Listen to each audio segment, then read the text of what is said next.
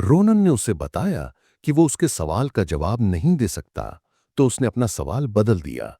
उसने पूछा कि क्या रोनन ने देखा था कि उसने उस पर हमला कैसे किया था। रोनन ने जवाब दिया कि नेवरोज ने बहुत तेज रफ्तार से अपनी तलवार निकाली और उनके बीच की दूरी के बावजूद 3 बार वार किया। नेवेरोज ने कहा कि उसने 3 बार इसलिए वार किया ताकि रोनन को दिखा सके कि उसका तेज वार घमंड भरा था। उसने रोनन को बताया कि उसने देखा कि रोनन ने जानबूझकर अपनी गति धीमी कर दी थी ताकि प्रोफेसर उसे देख सकें। यह देखकर उसे बहुत गुस्सा आया, क्योंकि उसे ये प्रोफेसरों का अपमान लगा। बाकी प्रोफेसर तो ये भी नहीं समझ पाए थे कि रोनन ने अपनी गति धीमी की थी या नहीं। वे बहुत उलझन में थे।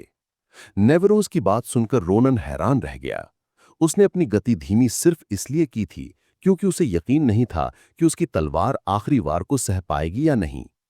रोनन ये सोच रहा था कि क्या वो खुद को सही ठहराए, क्योंकि नेवरोज बहुत गुस्से में थी। थोड़ी देर बाद नेवरोज शांत हुई और उसने अपनी तलवार अंदर रख ली। उसने रोनन से कहा कि वही उसे सिखाएगी। यह सुनकर क्रैवा हैरान था कि नेवरोज ने इतनी जल्दी रोनन को अपना छात्र मान लिया था। उसने रोनन को उसकी प्रदर्शनी के लिए धन्यवाद दिया और पूछा कि वो उनकी अकादमी में क्यों आया था। रोनन ने अपने अतीत की घटनाओं के बारे में सोचा और क्रैवा से कहा कि वो कोई पछतावा नहीं रखना चाहता। उसका जवाब सुनकर क्रैवा बहुत हैरान था। उसने रोनन से बाहर जाने को कहा।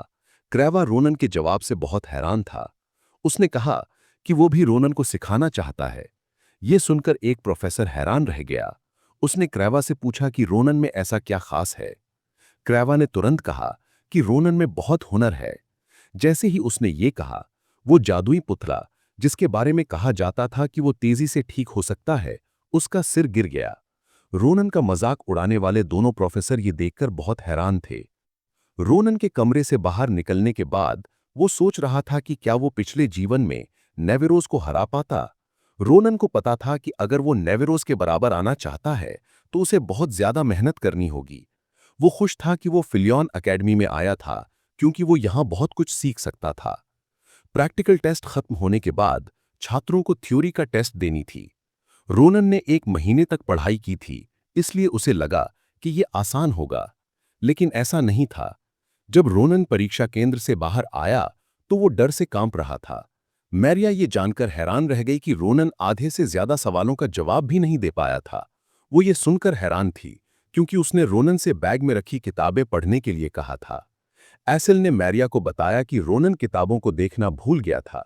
मैरिया ने रोनन से कहा कि वो चिंता ना करे, क्योंकि उसे यकीन था कि उसने प्रैक्टिकल टेस्ट में अच्छा किया है और उसे अकादमी में जरूर चुना जाएगा। जैसे ही उसने ये कहा, उनके बीच में एक नीली गोली यानी टैबलेट दिखाई दी। छात्र उस टैबलेट को देखने के लिए गए, क्योंकि उसमें उनके नतीजे थे। एसिल थ्योरी का टेस्ट में पहले स्थान पर आया था और जादुई विभाग के प्रैक्टिकल टेस्ट में 12वें स्थान पर था। मैरिया थ्योरी का टेस्ट में 9वें स्थान पर आई थी और मार्शल आर्ट्स विभाग के प्रैक्टिकल टेस्ट में 9वें स्थान पर थी। एसिल और मैरिया अपने नतीजे देखकर खुश होने लगे। मैरिया ये देखकर हैरान थी कि एसिल थ्योरी का टेस्ट में पहले स्थान पर आया था। उसने उसे बधाई दी। जब वे खुशियां मना रहे थे, मैरिया ने रोनन से पूछा कि उसके क्या नतीजे आए हैं। रोनन ने उसे बताया कि उसका नतीजा उसमें नहीं है। मैरिया ये सुनकर हैरान रह गई। उसने रोनन से मजाक बंद करने को कहा। जैसे ही रोनन उम्मीद खोने वाला था, उनके पास एक धमाका हुआ। जब उन्होंने देखा कि धमाका किस वजह से हुआ था, तो पता चला कि ये ग्लोरी फीनिक्स नाम का एक पक्षी था। ये एक ऐसा पक्षी है जो आमतौर पर हर विभाग के दूसरे टॉपर को बुलाने के लिए आता है। फीनिक्स ने रोनन पर एक आग का गोला फेंका।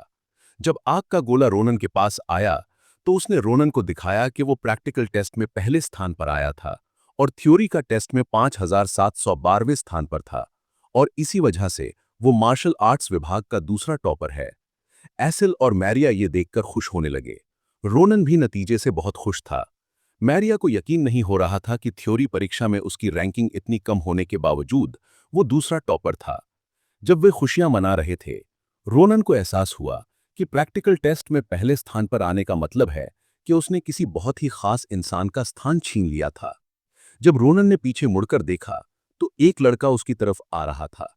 उस लड़के को यकीन नहीं हो रहा था कि रोनन प्रैक्टिकल टेस्ट में पहले स्थान पर आया था। अगर रोनन नहीं आता तो ये लड़का ही प्रैक्टिकल टेस्ट में पहले स्थान पर आता। इस लड़के का नाम स्वॉट सेंट शलीफेन है। रोनन शलीफन को देखकर हैरान था। मैरिया को लगा कि शलीफन रोनन से बात करना चाहता था, लेकिन रोनन जानता था कि शलीफन ऐसा नहीं था। शलीफन को देखकर रोनन चिढ़ गया, क्योंकि वो जानता था कि शलीफन उसके लिए मुसीबतें खड़ी करेगा। रोनन के पिछले जीवन में शलीफन एक ऐसा इंसान था जिसे ये पसंद नहीं था कि कोई तलवारबाजी में उससे बेहतर हो। रोनन जानता था कि उसे किसी भी कीमत पर शलीफन से दूर रहना होगा। उसने शलीफन से कहा कि वो भी हैरान है कि वो प्रैक्टिकल टेस्ट में पहले स्थान पर आया है। शलीफन को रोनन पर यकीन नहीं हुआ। उसने रोनन से पूछा कि वो झूठ क्यों बोल रहा है। उसने कहा कि वो सच बोल रहा है। उसने शलीफन से कहा कि उसके पास कोई सबूत नहीं है कि वो झूठ बोल रहा है। उसने उससे अकेले छोड़ देने को कहा। शलीफन जानता था कि रोनन सही था। उसने अपना सबूत लेने के लिए रोनन पर हमला करने का फैसला किया। रोनन ने अपनी तलवार से हमला रोक दिया। एसिल और मैरिया ये देखकर हैरान थे।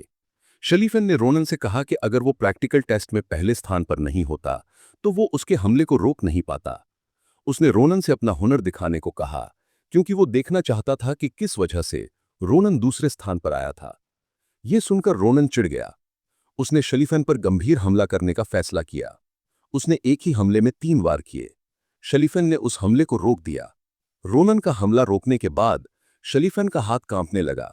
उसने रोनन से कहा कि वो समझ गया है कि उसे इतनी अच्छी ग्रेड क्यों मिली, लेकिन उसे यकीन नहीं था कि रोनन ने जो टेक्निक दिखाई थी वो उसे हराने के लिए काफी थी। उसने रोनन पर दोबारा हमला किया। उसने रोनन से अपना पूरा हुनर दिखाने को कहा। यह सुनकर रोनन चिढ़ गया। उसे यकीन नहीं हो रहा था कि शलीफन जैसा भी कोई पागल हो सकता है। शलीफन ने रोनन से कहा कि वो प्रैक्टिकल टेस्ट के नतीजों को स्वीकार नहीं कर सकता। उसने बहुत तेज गति से रोनन पर हमला करना शुरू कर दिया, लेकिन रोनन हमलों को रोकने के लिए काफी मजबूत था।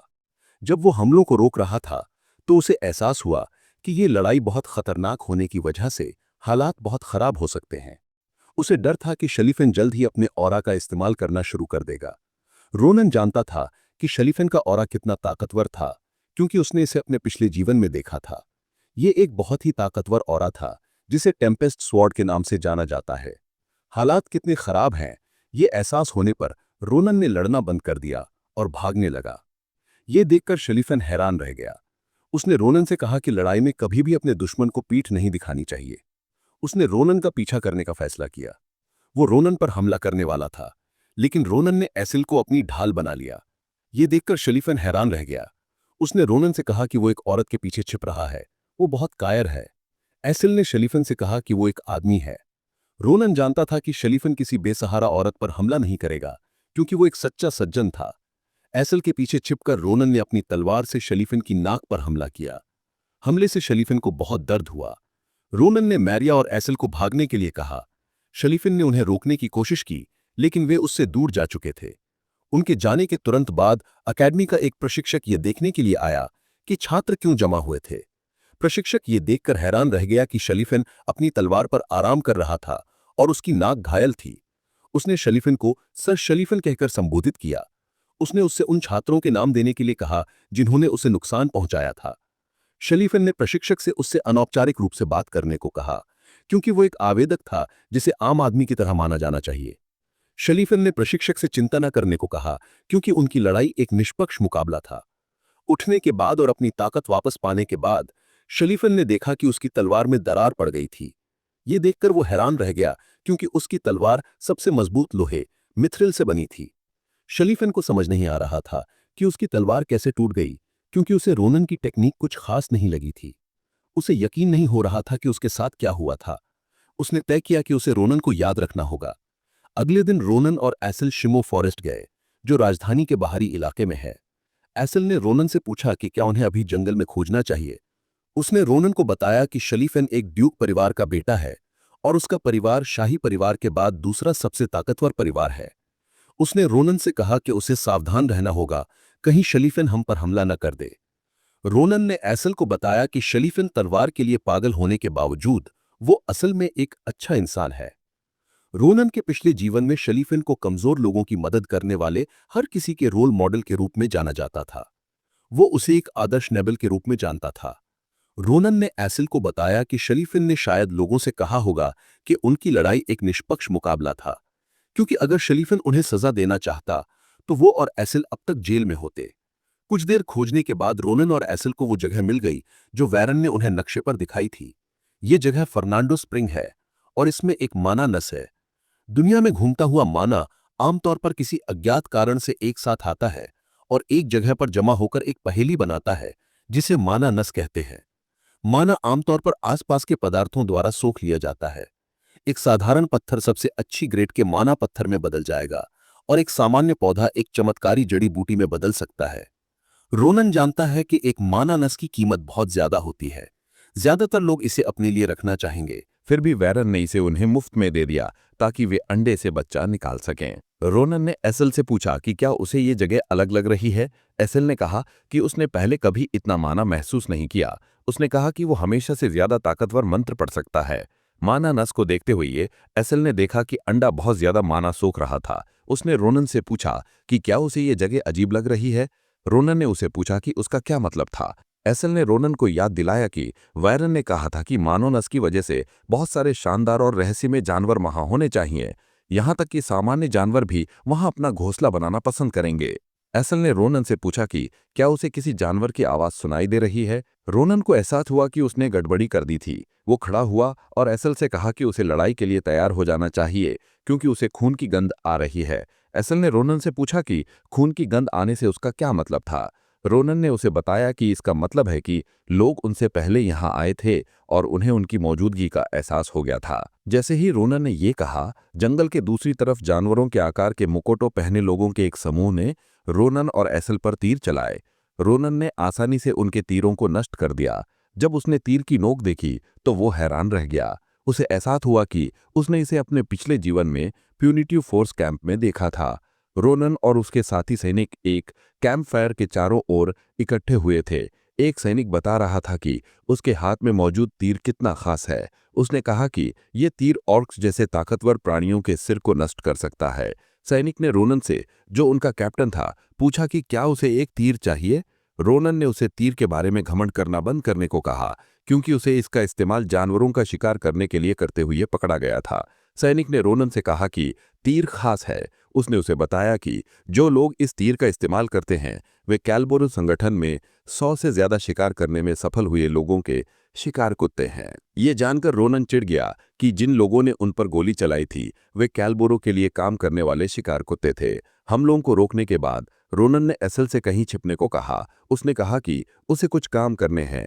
ये कहने के बाद वो उन लोगों की दिशा में भागा जिन्होंने उन पर गोली चलाई थी। कैलबोरो के शिकार कुत्तों को यकीन नहीं हो रहा था कि उन्होंने क्या देखा था। रोनन ने एक ही तलवार से उनके सभी माना से भरे तीरों को नष्ट कर दिया। जब उन्होंने रोनन को अपनी तरफ भागते हुए देखा तो एक शिकार कुत्ते ने बाकी लोगों से बिखरने और रोनन को घेरने के लिए कहा। रोनन हैरान था कि शिकार कुत्ता इतनी जल्दी फैसला कर सकता था। वो जानता था कि ये उन लोगों से अलग था जिनसे वो जंगल में मिला था। वो जानता था कि उसे उन सभी को पकड़ने की योजना बनानी होगी। जैसे ही शिकार कुत्ते बिखरने वाले थे, रोनन ने उन्हें ये कहकर रोक दिया कि वो उनका सहयोगी है। उसने उन्हें बताया कि वो दमास शाखा का सबसे छोटा शिकार कुत्ता है। उसने उन्हें बताया कि उसका नाम ऑडी है।